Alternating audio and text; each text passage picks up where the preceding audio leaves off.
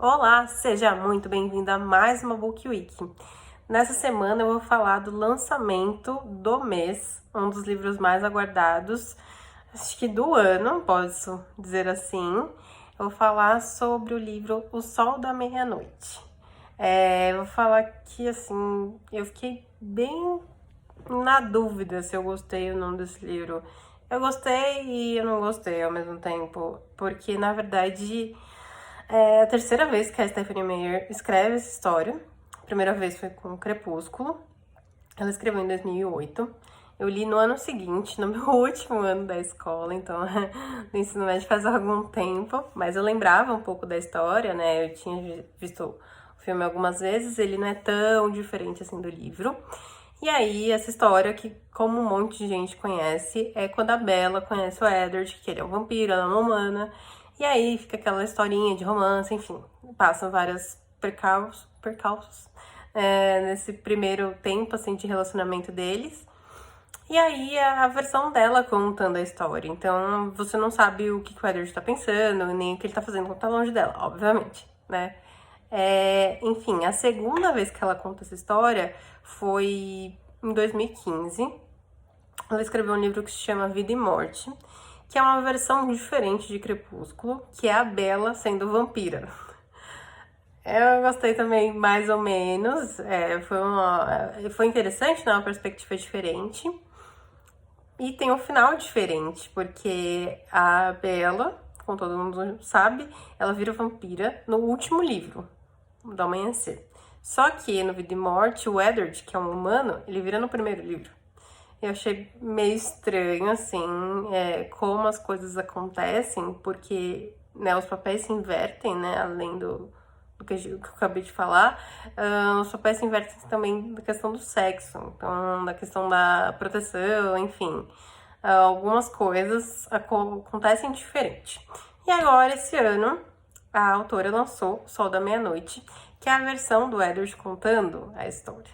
Então, assim, é legal, porque traz muita coisa nova, assim, muita coisa, tô exagerando, mas traz algumas coisas novas que são relevantes e acho que faz valer a pena a leitura. Mas ao mesmo tempo, como é óbvio, como é a mesma história, você passa muitos momentos vendo a mesma coisa, só que com uma visão diferente, assim. Enfim, né? Acho que é legal. E eu vou contar um pouquinho porque eu gosto e porque eu não gosto. Mais um pouquinho, né? No início, a história, né, continua a mesma. Ele conhece a Bella, tem uma versão a ela, porque na verdade o cheiro que ela tem é mais chamativo do que outros humanos, então ele quer ficar próximo dela, mas na verdade como caça. Mas, como ele muito tempo atrás, ele concordou com a família dele, mantém uma dieta diferente, então ele não faz mais isso, não mata mais humanos. Enfim, no primeiro livro mostra uma época que depois que eles se conhecem, que ele fica um tempo longe, ninguém sabe onde ele tá. Na verdade, ele tá na casa de uns familiares, né, entre aspas, né, porque ninguém é família de verdade, mas de uns outros vampiros que aparecem no último livro, que eram 3 irmãs, bem brancas, assim, loirinhas, até aparecem no casamento deles. Uma delas é a Tânia, que gosta dele, uma surpresa, né? Pelo menos eu imaginava que ninguém gostava do Edward antes. Enfim, ele fica lá um tempo, o que ele acha que é suficiente pra ficar longe da Bella, né? Pra passar essa versão, mas na verdade a versão tá virando paixão, ele tá começando a gostar dela. Então ele acaba voltando, ele fica uma semana longe. E aí a gente faz aquela história, eles começam a se aproximar. E aí um dia ele ajuda ela, porque ele tá seguindo ela, porque ela se machuca bastante. E aí ele salva ela, a primeira vez que ele salva, de uns caras ruins, assim, de uma outra cidade. E aí eles vão pra uma campina, que é uma das cenas que tem no filme também. E, na verdade, é um marco na história, pelo menos pra ele, porque pra Bella só foi tipo uma revelação, lá porque ele começa a falar como ele é, como a família, enfim. Mas pra ele, na verdade, foi um ponto crucial, porque é a Alice, né, que vê as coisas mais pra frente, né, ela conta que tem uma chance dele matar a Bella nessa campina. Mas se ele conseguir resistir a isso, eles vão conseguir ter um relacionamento, né? Ela fala que é um ponto de nó, assim, que a história ainda não tá certa. Então, é um momento importante pra ele fica bem nervoso, mas aí vai passando o tempo lá que ele tá conversando com ela, vai revelando várias coisas, e ele consegue se aproximar um pouco mais dela, porque ele não conseguia nem chegar perto.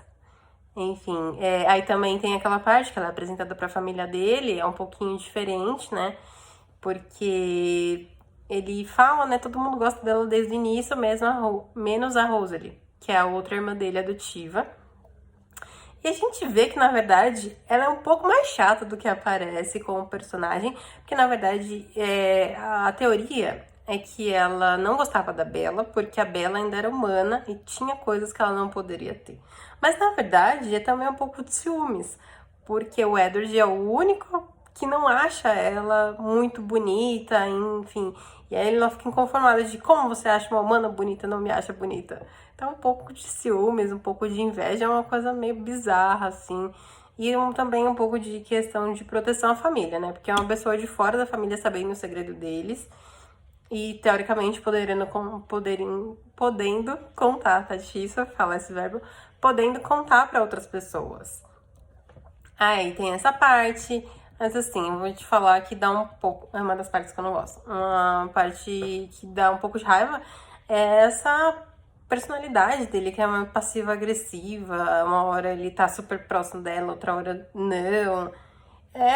Por conta de tudo que a gente sabe, mas me irrita um pouco, sabe? De toda hora ele não saber se gosta, se não gosta, quer ficar perto dela, se não quer. Ah, gente, fica ou não fica, sabe? Decide.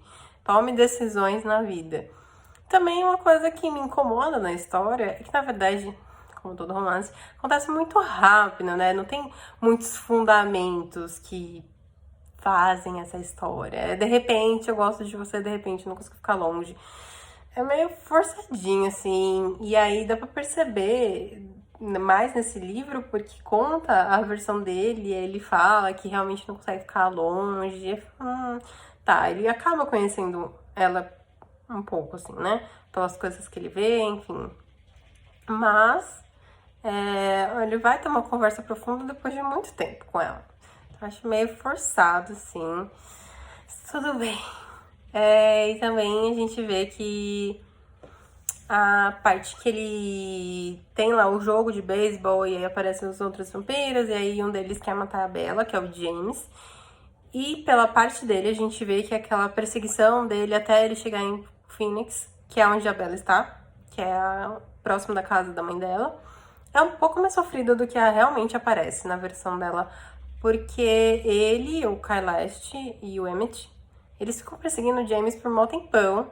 Só que assim, e mostra também a perspicácia do James, que ele é um caçador de natureza, e ele é muito mais esperto que os três juntos, então ele tá acostumado a fazer caças, e aí enquanto ele tá enganando lá eles, ficando correndo de um lado pro outro, essa parte é bastante descritiva, um pouquinho chata. Ao mesmo tempo a Victoria, né, que é a outra vampira, ela tá colhendo informações da Bella, e ela descobre que a mãe dela tinha um estúdio, e aí ele já tá planejando ir pra lá. E aí quando eles acham que estão próximos dele, do James, na verdade ele tá pegando um helicóptero pra ir pra Phoenix. E ele chega muito mais rápido do que eles. E aí você vê, assim, a parte também, até o Edward chegar, ele vai com a família dele quase toda pra lá, pra tentar salvar a Bella. É meio Velozes e Furiosos, porque fica descrevendo como que é a corrida. Acho que tem carro roubado, tem umas batidas, enfim.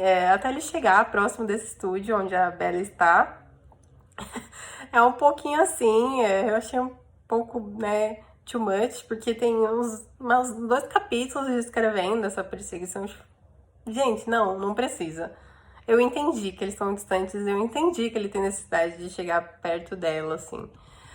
Mas tudo bem. E as partes, entre as partes que eu gosto, ele conta um pouquinho do passado dele, ele conta um pouco sobre o relacionamento com o Carleste, que é o pai dele, adotivo. Fala dos primeiros anos dele como recém-criado, dessa rebelião que ele tem com a família. E também acho que nessa parte do livro você consegue ver bastante nessa parte, não, no livro, em algumas partes dele, você consegue ver o quanto incomoda o Edward de não conseguir ler a mente da Bella. Porque ele é a única pessoa que ele não consegue, assim, mas também parece uma coisa meio agressiva e meio controladora, sabe? Eu quero saber o que você tá pensando o tempo todo, assim. Então, até é bom não ter isso, porque senão ele ia ser muito pior, né? Ele já sabe ou pressente que ela vai gostar dele e fica muito próximo dela. Enfim, é meio sufocante, assim, o relacionamento dos dois. E tem umas partes bem arrastadas. Bem arrastadas. Se você não gosta da história, você vai falar, não aguento mais. Parei o livro, não aguento mais, é isso e tal. Mas vale a pena. Depois passa as partes arrastadas, começa um pouquinho mais de aventura, de ação. Mas é isso. Mas tem que passar as partezinhas arrastadinhas. Além disso, conta o epílogo, que tem uma chamada bem legal, fala, nossa, agora vai ter uma grande revelação. Na verdade, fala sobre o baile da Bella, que já tinha aparecido, e que tem uma pequena revelação, mas pra mim não foi muita coisa. Nossa, que incrível. Eu achei que o epílogo ia ser, tipo, sei lá, o futuro dele, com a filha e com a esposa, sabe? Alguma coisa diferente. Ok, eu estava consciente que era pra recontar a história de Crepúsculo, mas eu tinha um pouquinho de esperança que ia ter sei lá, um capítulo dos outros livros, alguma coisa assim. Mas não tem. Mas tudo bem. Eu acho que por tudo que eu descrevi, parece que eu menos gostei do que eu gostei do livro, mas acho que na verdade foi isso mesmo. É legal, se você gosta da história, vai valer a pena ler. Apesar que são 789 páginas, então esteja preparado para isso e consciente que vai demorar um pouquinho para você ler ali em 8 dias.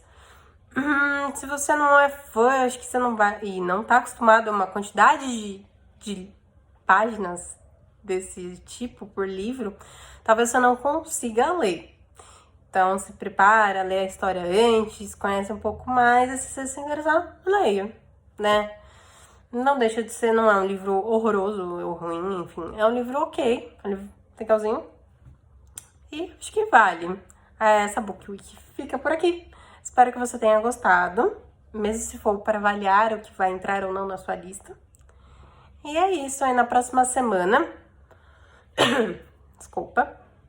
Na próxima semana eu já adianto que vai ter uma coisa bem legal. Eu tô preparando uma participação bem especial na Book Week. Eu chamei uma amiguinha pra participar comigo. Vai ser uma live, mas na semana que vem eu vou dar mais informações.